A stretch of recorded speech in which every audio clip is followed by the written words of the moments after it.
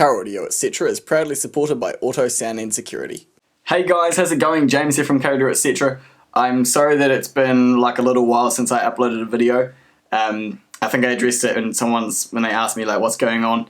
All honesty, like literally there's just been nothing happening at work at the moment. We were expecting some kind of Christmas rush and somehow got the opposite. There's just straight up nothing happening. It's quiet. Obviously everyone's gone away on holiday, already spent their money on presents elsewhere. So it's just quiet. There's been nothing for me to film. And as you know, I've pretty much almost finished up with my project legacy, you know, like got the last of the LEDs done. There's really not that much more for me to do. I'm just kind of picking away at little tiny things here and there. Anyway, today what I am doing for you guys, it was going to be the last video of the season or of the year, but I think I have something that I'm going to film tomorrow at work, and I won't tell you what it is. I'll keep that a little bit of a surprise. So yeah, what I want to do is make this video to summarize this year and basically pick out my top 5 installs of the year. And now these aren't top 5 based on any sort of category or rating. These are just my top 5, and by that I mean like my favorite ones, my top 5 favorite installs of the year, and I like them for, you know, various different reasons. So in this video I'm going to talk about what I liked about the installs, what I found difficult about the installs, and kind of just give you an overall idea of what I had to do to get the job done. So I'm going to, for this video, try and insert some photos as I go along, some little video clips if I've got them. I'm going to put cards up in the corner, taking you to a video for each one of the specific installs. Some of them I think, like my number 1 and my number 3 slots actually have their own playlist, which I'll link up there. And I'm going to put all these links down in the description as well, so if you want to watch the whole thing through and then go and watch one you're interested in, you can go do that. I've also got all these photos that you'll see on my Facebook page if you want to check any of them out. So without, you know, rambling and babbling on any longer, let's get into it and I'll talk about my top 5.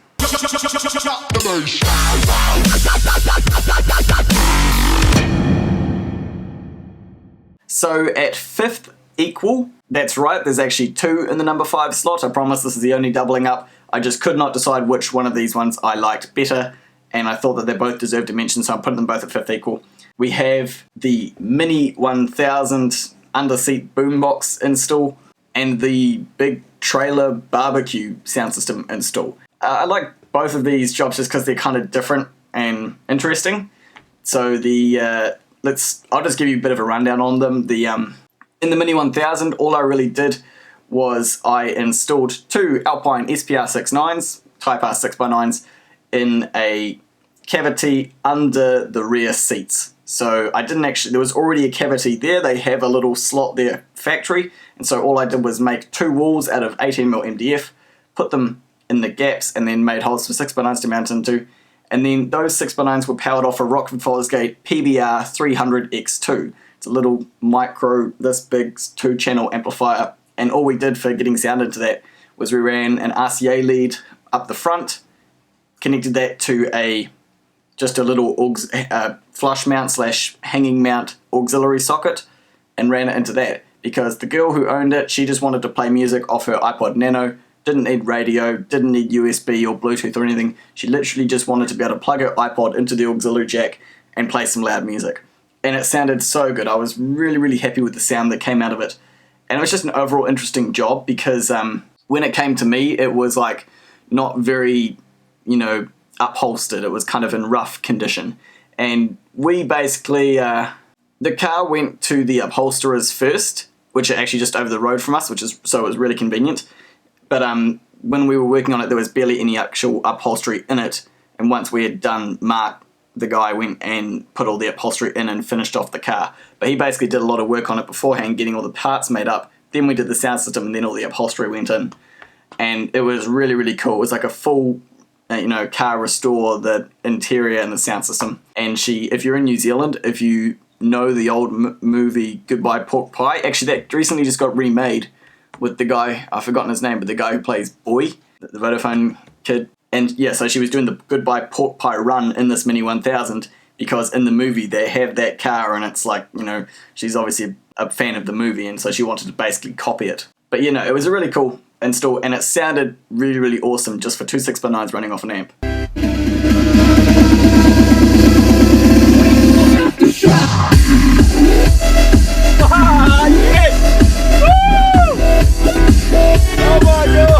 the Mini, probably the hardest thing that it came across was, what would have been? I mean, it wasn't a huge job, but the hardest part of it definitely would have been, you know, making those panels fit absolutely perfectly under the seat and against the center support and against the carpet, and then securing them. I mean, it wasn't like a hugely terrible or hard job, but that, I suppose, would have been the hardest part, making those pieces of wood fit like a glove. The other one that came into fifth equal, as I said, was the barbecue job. I can't remember who the company that owned it was, but basically they brought us in this great big stainless steel trailer with a lid on it and everything like that, which had a barbecue, like 2 great big barbecues built into it. It had a keg and like beer taps and everything, and they wanted a big sound system in it. So in it we put 2 sets of Rockford Fosgate, what were they? I can't remember the model number for them, sorry, but it was the, oh actually, unless I've got it in the description here. So 2 sets, no that's the, we put in 2 sets of P282 coaxial speakers in it, the black ones. So that would have been the P282X, I believe. I can't remember. But anyway, they're great big Rockford Fosgate 8-inch coaxial speakers. 2 on each side, at the top firing outwards, powered off a, what was it? It was powered off a Rockford Fosgate marine grade TM400X4AD, cool wee silver amplifier, only that big, puts out 100 watts RMS by 4, and then that got sound from the Rockford Fosgate PMX0, which is a really cool little flush mount unit that has a volume knob on it. It's got built-in Bluetooth and a USB port and RCA pre-outs, no built-in amplifier, no screen. It's basically just a media receiver, so you just stream music from your phone to this, then it goes out of that to the amp, to the speakers. And that was a really cool install as well, because it's like something different and it was loud and it sounded really cool.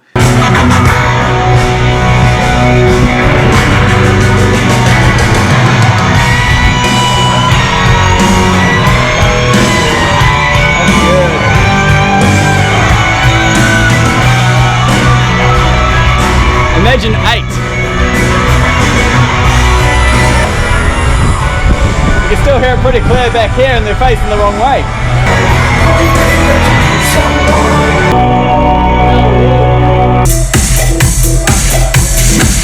They're going for it. 8 would be better. More bass down this end because it's enclosed. Down there it escapes.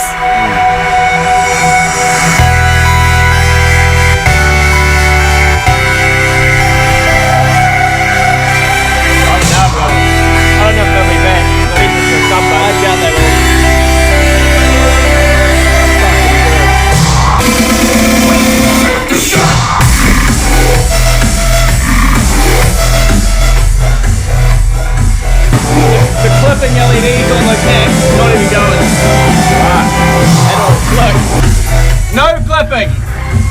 No clipping whatsoever. It's a bit warm.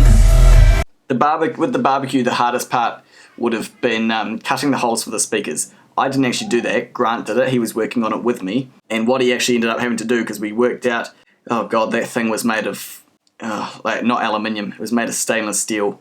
And we had to cut actually 2 big holes for the speaker. So we had to cut the outer skin, and then there was another inner skin as well. So it was like a sandwich like this. We cut a great big outer skin. What he did was he got the hole, the center one marked, drilled through it with the pilot hole, and then he used not a battery drill, like a corded AC, you plug it in, massive power drill with a huge big, the biggest hole cutter piece we had, which still didn't make the hole big enough for the speaker. Obviously it's an 8-inch, so he cut out a big hole with that, and then he had to use the nibbler going all the way around to get the hole big enough for the speaker to go through, and then he had to use the power file to smoothen it out so it actually looked decent and wasn't all jagged, and then he had to do all that again for the inner hole, which didn't have to be as big as the outer one, but he still had to do all the same process twice. So that definitely would have been the hardest part of it. Unfortunately, I didn't have to do that, but Grant had to do that like for all 4 speakers, so that's 8 holes he had to cut with the big power drill, then the nibbler, and then the power file. And it took us it took him a whole day just drilling those 4 holes. Fourth on the list for my favourite installs of the year would have to be the Rockford Bayliner. This was a really cool one, and it actually came in a couple of stages. In the first stage, we installed a Rockford Fosgate PMX2, which is similar to the PMX0 that I just mentioned, but it's got a screen on it and also got a built-in amplifier, 4-channel amplifier. And we started off by installing that in the dash next to the steering wheel of the boat, and also 2 sets of P282 Rockford Fosgate 8-inch coaxial speakers, the white version, exactly the same as what went in the boat, but the white grille instead because it looked better. We put 2 of those down the back next to the rear seats and 2 of them up the front in the bow. And oh my god, that boat sounded so good. I love those 8-inch speakers. They put out a real good amount of bass because he didn't want to go with subwoofers and things like that. So I was like, right, well, we're going to put some big speakers in there. And then we put in, those. And oh, sounded so good. So good. And then in the second stage, it came back and he was like, I just want it to be a wee bit louder. So we installed a Rockford Fosgate, the same amplifier, the Rockford Fosgate TM400X4AD. And that, as I say, has 100 watts RMS by 4. So you're going from 20 watts RMS per channel to 100. It got so much louder and it sounded awesome. Really, really cool. And we also put a flush mount USB and auxiliary port over on the left side of the bow. He used to have a little single DIN stereo over there, and I can't remember if I have pictures of it, but just to the left of the USB and auxiliary port, there was like a single DIN pocket there, and next to it was mounted a single DIN stereo, and I think we just left that all there to fill the gap, because there was obviously going to be a hole in the fiberglass. We just left that there to fill the gap, and then we put in that USB and auxiliary port so we could plug things in on the passenger side, and then that ran around to the back of the head unit. And that head unit had obviously USB, auxiliary, Bluetooth, and FM radio as well. Don't think it has AM, but you don't need AM when you're out in the boat. So that was a really, really cool system. And just notice how similar this install is actually to the boat.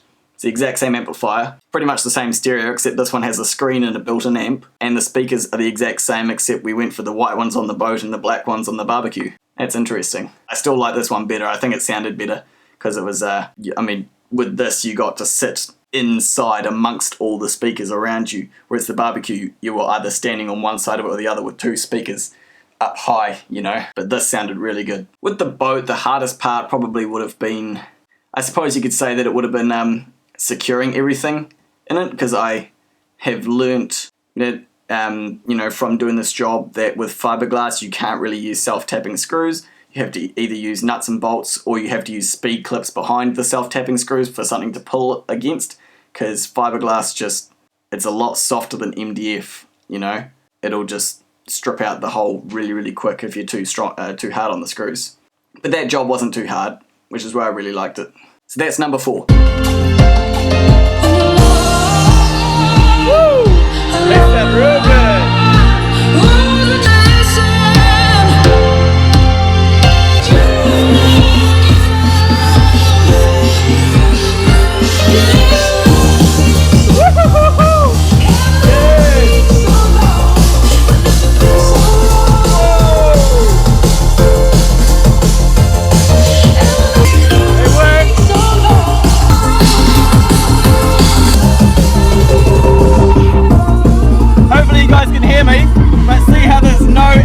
Lighting up for clipping at all. No clipping. And that's up really loud. No clipping. Which means clean audio.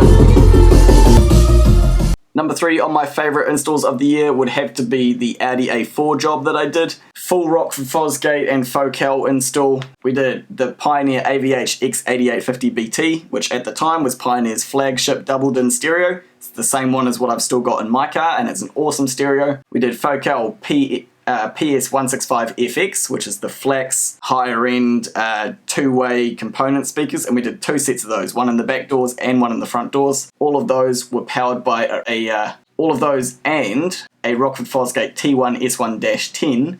They were all powered by a Rockford Fosgate T1000X5AD, which is actually the same amp that I've got in my car. And that 10-inch subwoofer I was mentioning, the really, really awesome slimline 10-inch, actually the 10-inch version of the subwoofer in my car. I have the 12-inch, this is the 10-inch. And I'd never done this before, so I didn't know if it was going to work. I mounted that subwoofer to the bottom of the parcel tray, because those Audis came factory with an amplified system, and little factory, I think it was actually more like 9-inch, the factory subwoofer. It wasn't quite as small as an 8, but it wasn't as big as a 10, so it was probably like a factory 9-inch or something. And yeah, I basically built a great big sandwich mounting the subwoofer to it. I had wood on top of the tray to act as like giant washers. I had a great big 2-layer 36mm thick piece of wood under it to space it down enough under the tray, and then the woofer was mounted to that, and I used like at least 18 big subwoofer screws holding it to the wood, as well as big nuts and bolts going all the way through the whole lot. So I wanted to make sure obviously that it wasn't going to fall down. That was a really, really cool install. I've got way less photos of it than I thought I did, so I'm going to have to insert some footage, I think. But yeah, that was really cool. And obviously we sound deadened the whole parcel tray on the top and underneath with Dynamat. I sound deadened the doors with Dynamat on the inner skin and Focal BAM on the outer skin. And that job was really interesting and scary because, I don't know, this was by far not my most fun job to do, but it was my favourite. It's one of my favourite jobs, obviously, to have done, but doing it was a nightmare. Audi, not easy to work on. All the clips, everything's held together by metal clips, and this is the fundamental problem with working on the interior of Audis. They make the clips stronger than the thing that they're holding on, right? So if you've got like a hole in a piece of metal and a metal clip in the hole, which is attached to a plastic panel, if you're applying pressure to remove the panel, the panel's going to snap before that clip comes out of the hole because they over-engineered the clip side of it, and that would rather stay in than the panel break. You know, they would rather break the panel than have the clip come out. It's a bit silly, but yeah, it's just one of the many troubles of working on Audis. But the main thing that went on with that, and it scared the crap out of me because I thought I had made a serious balls up. What I was doing, because I knew we were going to have the car for quite a while, and when I do have the car for a while, what I like to do is run the subwoofers in if I can, you know, get them through that burn-in period so that by the time I give them to the customer, they can just go for it. You can get all the bass out of them. You don't have to be all careful for like a week. And so I was running the subwoofer in on a Soundstream amp, just powered off a battery, and I think I had a radio hooked up to it, and I just ran it like, not 24/7, but for the 8 or 9 hours a day that I was at work for like 2 or 3 weeks, I just ran the radio at a medium volume through the subwoofer, and obviously low pass, no high frequencies. And that was all good, so the subwoofer was working fine. Get the amplifier in the car, hook it up to all the speakers, goes great, no problems. Get the subwoofer in the car, hook that up to the amp, turn on the key, it's at really, really quiet volume, and about 10 seconds later, there was this awful noise, and the amplifier spat sparks out its rear end, and that was the end of that amp. It was cooked. Fuck. About 20 minutes later of trying to figure out what the hell had just happened, we worked out that the positive terminal of the subwoofer was actually somehow in continuity with the basket of the, the positive terminal was somehow in continuity with the basket of the subwoofer, which was, by the way, these subwoofers have a cast basket metal. And so what was happening was power was coming out of the amplifier, say coming out of the positive channel, which then just went straight directly into the basket of the subwoofer, which was mounted with bolts to the metal of the car, which is obviously ground. So the positive output of the subwoofer channel on that 5-channel amp was seeing 0 impedance. Not like 1 ohm, not half an ohm, just a straight short, and it only lasted about 10 seconds and then it shat its guts out. Why the protection circuits didn't kick in, I don't know. Grant doesn't know, we don't know, our suppliers don't know, but what Rockford Fosgate had told our suppliers was it must have been one of those 1 in a million cases where, because I was playing it at such a low volume, it was like that perfect balance between having not enough. Apparently those amplifiers, the protection circuits kick in after a certain amount of volume. I don't know why. So you have to be at a certain volume for them to kick in, which I must have been below. But then since it was seeing a dead short anyway, it would have killed it, you know. Long story short, the amplifier was dead, and after we figured out what was up with the subwoofer, we're like, we're not using that subwoofer again. So that had to be sent back. The amplifier got sent back. Fortunately, we got a new sub and a new amp.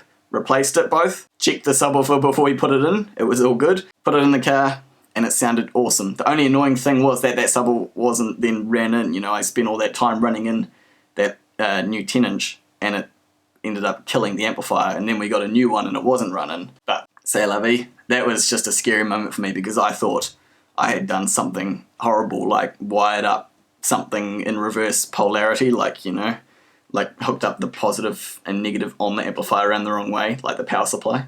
But after figuring it all out, I was able to relax, realized it wasn't my fault. And this is the other weird thing, statistically, think about this for a second. What are the chances that, because Rockford Fosgate, I still love them, Rockford Fosgate are awesome.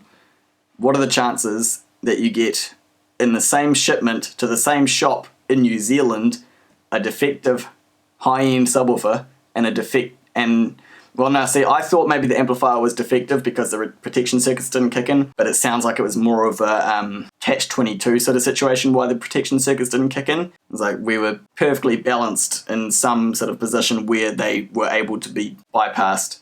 But anyway, like, it's, I don't know, statistically, what are the chances of that happening? Rockford, like, I'm pretty sure Rockford Fosgate themselves were interested to know what the hell had gone on down in New Zealand, because they were like, this is our reputation. And obviously this is on YouTube. I think quite a few people saw that video, so they were like, we need to know. But anyway, that's my number 3 favorite install, because it did sound really good in the end. Because yeah, a lot of people were saying to me, how do you think the subwoofer is going to work? And I don't know if it's rated for free air. Everyone was getting all on their high horse saying it's not rated for free air, it's going to change the impedance and affect everything. It sounded great, honestly. It wasn't, it was cool because it didn't sound like you had like a big 10-inch subwoofer in a box somewhere. I don't, like, it just sounded like it blended into the music absolutely 100% perfectly. You just sit there listening to the music and you don't know there's a subwoofer in the car until you click on the stereo and turn it off. That's when you know there's a subwoofer in the car, turning it on and off. But if you just sat there, you wouldn't have known. So it was like not overpowering, if you know what I mean. It sounded great. It was really, really clean. With the Audi, the hardest part, getting the car apart, it was a mission. Just to get... What did I have to do? Just to get the parcel tray off, right? So I could get to the factory subwoofer. I had to take off the A-pillar panel, which was fine because I was doing a microphone install anyway. To take off the A-pillar panel and then the B-pillar panel. But the B-pillar panel was behind the panel that was like at the bottom half of the B-pillar. But that was underneath the door trims, you know, that you step over. But that was under the kick panels. So I had to take off the kick panels, and then the door trims, and then the bottom half of the B-pillar, then the top half of the B-pillar, and now once I've done that, I can get to the rear, like the C-pillar panel, to remove that, and then once I'd done that on both sides, then I could remove the parcel tray after I've taken out the rear seat, you know, after I've taken out the rear seats, the parts that you sit on, and the back part of the seat, just to get the parcel tray out. And by the way, they didn't all just pop off. All of these panels were held on with really, really well tightened up Torx screws. So got those out, that's fine. And now we've got the situation where they're all held on with those metal clips that are stronger than the panel that they're holding on. So to get the parcel tray out, like I know I'm just keep going back to that, but this is an example of what it was like working on the whole car. To get something out, you had to remove about 50 other panels first, and they were held on like a bitch. So long story short, I think I even made a video called The Joys of Working on an Audi because I was in such a pissed off, sarcastic mood. That car, oh, it was just really cool install and awesome to drive and awesome to listen to. But working on that car was just headache after headache after headache because it was put together in such a stupid order. So that is the Audi. That was an interesting job. I don't know how well the microphone's going to pick it up, but what I want to try and do is demo the sound of it with the sub and then without the sub for you guys, so you can see that it does sound good. Because a lot of people were skeptical that it was actually going to make any bass on the parcel tray, and I can honestly say it makes heaps. Sounds really good.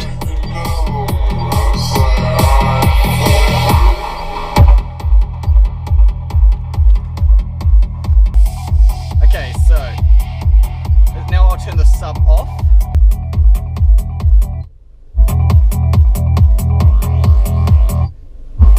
Yeah, there's definitely a difference.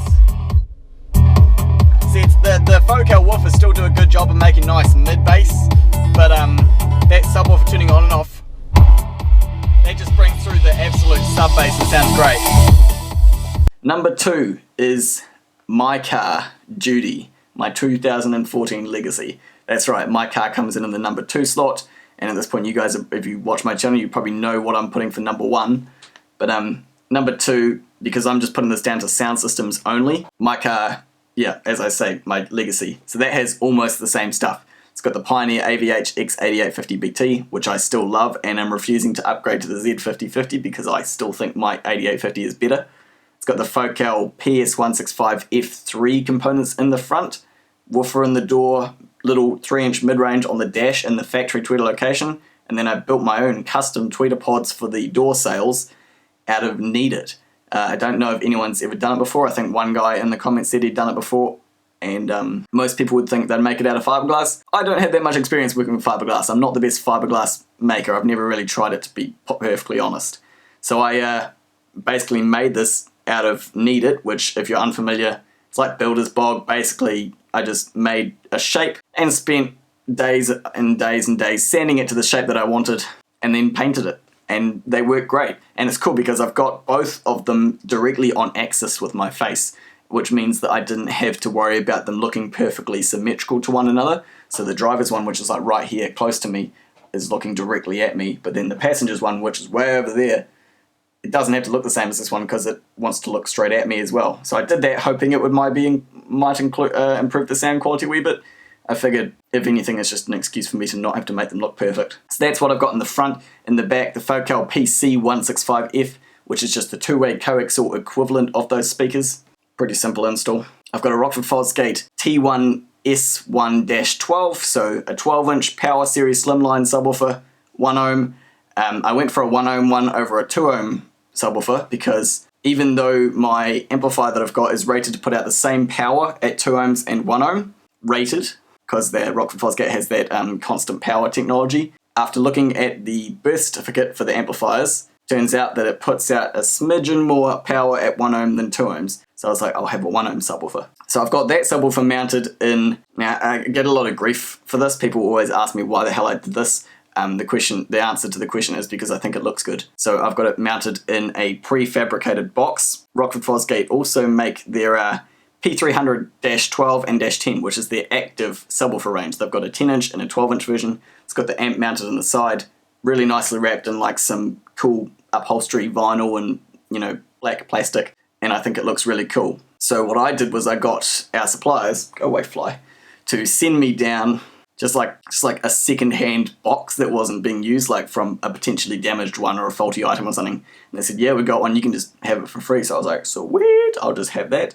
And they sent that down to me, and knowing that was a prefabricated box made out of like 16mm NDF or something like that, I was like, I'm putting in about twice as much power as what this box is used to. So I structurally improved the strength of it on the inside. Basically, I just, coated every single surface and corner with fiberglass and resin. So I hoped that would improve the strength and structural integrity of the box, since I'm putting a lot more power through it than what it's used to. And it sounds great. Everyone says, why'd you use a prefab box? It's a small box, it's prefabricated. You could have done so much better. It sounds awesome and it looks cool. I'm really happy with it. And since I made that video way back when, testing that 10-inch subwoofer, the one where I'm sitting in the rain in the car playing music, the subwoofer has actually loosened up a lot. Like when I first got it, I used to push it and it would be really firm and springy, but now it's like really, really, I don't want to use the word sloppy, but easy to push. So now it's like really sensitive and it makes a lot of noise and it sounds awesome. I'm so happy with it. So all of that gear is being powered by the Rockford Fosgate T1000X5AD, same amplifier as what we did in the Audi, 100 watts by 4 RMS on the speaker channels and 600 watts by 1 on the subwoofer channel.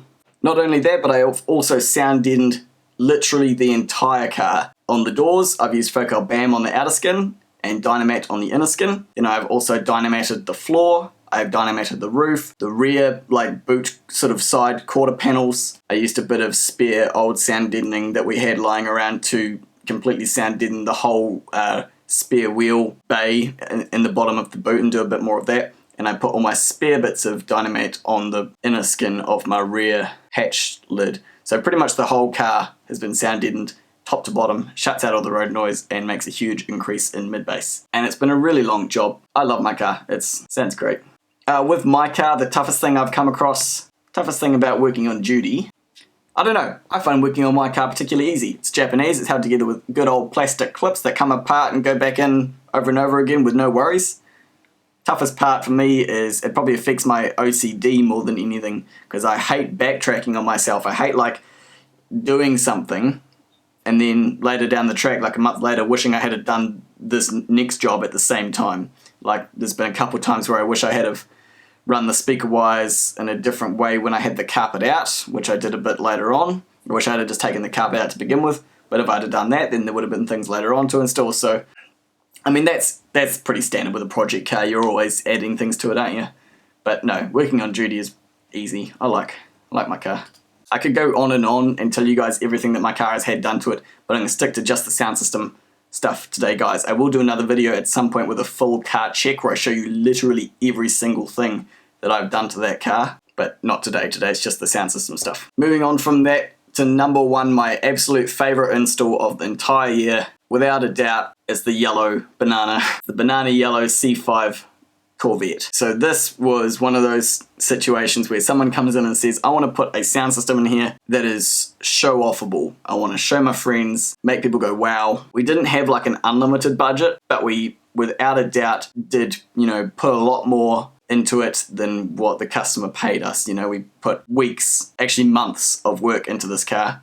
I say months, it wasn't non-stop months, but we had the car for months. So much work and little extra things because we know this car is going to get shared around. It's like free advertising for us. This car was so cool. So what we did an Alpine UTE 62 EBT, just a deck. That's all he needed. He just wanted to play music from his phone and he didn't need a CD player. So the UTE 62 EBT, it's mechless, no CD drive, but it's got all the best sound output. It's got like the high voltage preamps, the 28-bit DAC, time correction, 9-band parametric EQ, everything you need to do. So we did that in the front.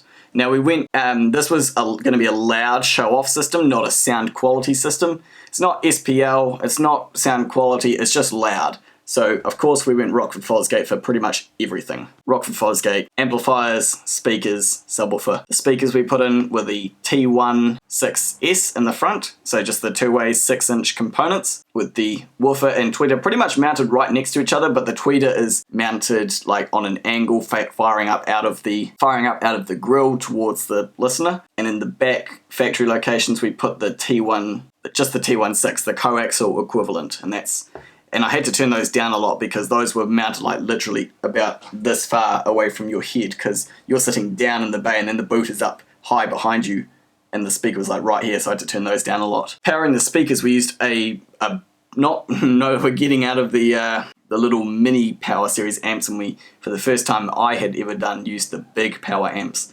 We used the Rockford Fosgate T600-4. I believe that does 100 watts by 4 RMS. So it's like the same power, but it's the big metal brick. And then we used a T1000-1 BDCP for the subwoofer, which by the way was a Rockford Fosgate T1 D2-12. 12-inch subwoofer, big fat thing, mounted in a custom box that I made. And we sound deadened the doors as well. We did the BAM and Dynamat combo. BAM on the outer skin, Dynamat on the inner skin. I made a amp rack where the amps are sitting at the back of the boot looking up at you as you open it up. And then the subwoofer is mounted in this custom box which I made that fills in the whole cavity for where the spare, I assume it's where the spare wheel used to go, but basically there's this triangle hole in the bottom of the boot, and so the box fills that hole as well as comes up out of it. And the one criteria for building that box that I was told was make it as big as you can, but make it so that you can still put the roof in over top of it. Because those Corvettes, you can actually remove the whole fiberglass roof from above you, and it has mounting points in the boot where you lock it in, and then you can drive it basically like a convertible. And that was one criteria. Make the box as big as you can, but make it so you can still fit the roof. And I remember, using my phone as like a spy camera to reach underneath and look and see how much clearance I had between the subwoofer and the roof. No joke, there was that much clearance, like a centimetre, between the grill of the woofer and the roof. So I think I got the size about right. And I put yellow LEDs everywhere, just to a little bit of wank factor, a bit of show off value. So it looked cool, sounded cool. It was so loud and so bassy. That box put out heaps of bass, and especially when you close the boot and put the roof on and close the windows, you're in this tiny little sports coupe with a massive 12 going like crazy on 1,000 watts. So it sounded really good. The only real challenge I had with that whole car was the fact that nothing about that car is grounded. I did not know this about Corvettes until I actually worked on one for the first time, but they're made entirely of fiberglass apart from the chassis rail underneath. And the chassis rail under this car is like 3 segments. There's like the boot segment, the under the floor segment, and the engine bay segment. So even if we got a ground cable down to the boot segment of chassis rail, the ground there wasn't even that good because there was quite a high impedance from having to go through bolts and then more bolts to get all the way back up to where the battery was, you know. So what I ended up doing was just running 2 4-gauge runs of power, 1 for each amp, and 2 4-gauge runs of ground for each, 1 for each amp, you know. And we upgraded his battery as well to a yellow top Optima,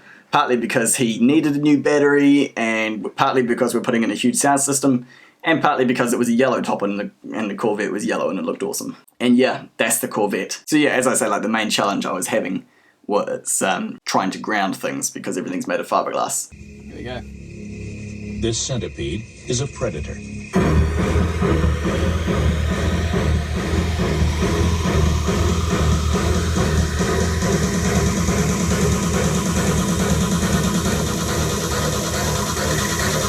Centipede.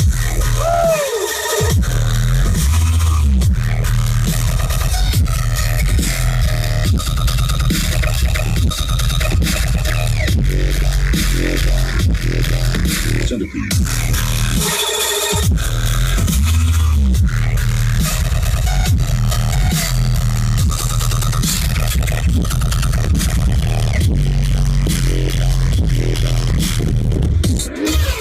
So thank you for watching my video today, guys. I know it's, again, not another install, but I have got an install for you guys tomorrow.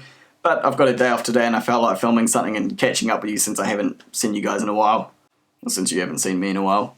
As I said at the beginning of the video, the links to all of these things will be in the description for each one of the cars, and then you can navigate your way around there, because there will be multiple videos per one of these sort of installs. You can find what videos you want to watch. Photos for all these things will be on my Facebook page, Audio.etc. You can also support me on Patreon if you like what you see. Thank you guys for watching. Choose to be happy, and I will catch you tomorrow. Ka kite anō.